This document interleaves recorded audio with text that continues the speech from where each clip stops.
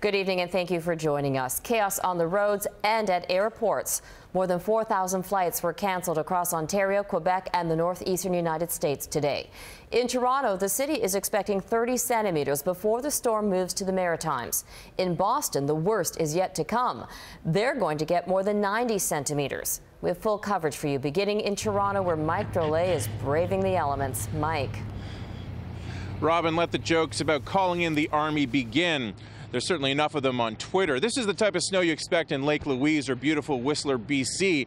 Certainly not Toronto. Yet Torontonians seem to be handling it well.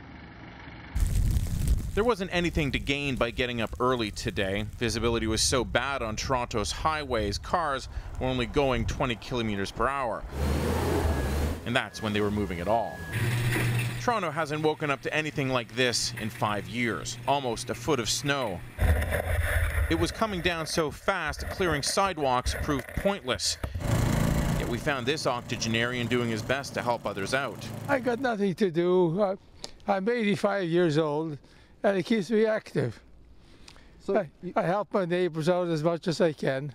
At the airport, the storm won the day. Over 700 flights were canceled at Pearson, nearly half of the day's total. I had a 6:30 a.m. flight that was canceled. My 7 a.m. flight, they said, was canceled, and now I'm holding to see if I can get on a flight today. The roads were predictably a nightmare. Fortunately, many in the city heeded warnings and stayed home. The commute was light, but there were still hundreds of accidents and spinouts around the GTA. Lou Locatelli wasn't taking any chances. He left work early in his four-wheel drive, left plenty of space in front of him, and was promptly rear-ended by an ambulance at a red light.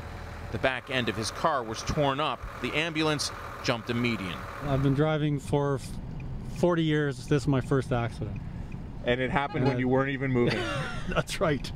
There's the irony. Toronto rarely gets much snow. It's why few people have snow tires. That was obvious today.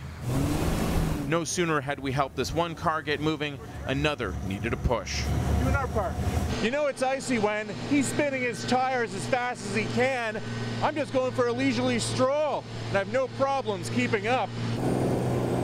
Icy roads and plane delays aside, the white blanket that covered the city was a nice change from Toronto's normal gray winters. I think this is crazy, and this is Toronto, and this is winter time. And now summer comes, we're going to wish this was here again. Now it's hard to look beyond the storm considering it's still snowing, the roads haven't been cleared, and rush hour is still treacherous. But by Monday, the temperatures are supposed to warm up to about 3 degrees, so a lot of this snow likely won't be here for long. Robin? Good stuff. Mike Drolet reporting tonight.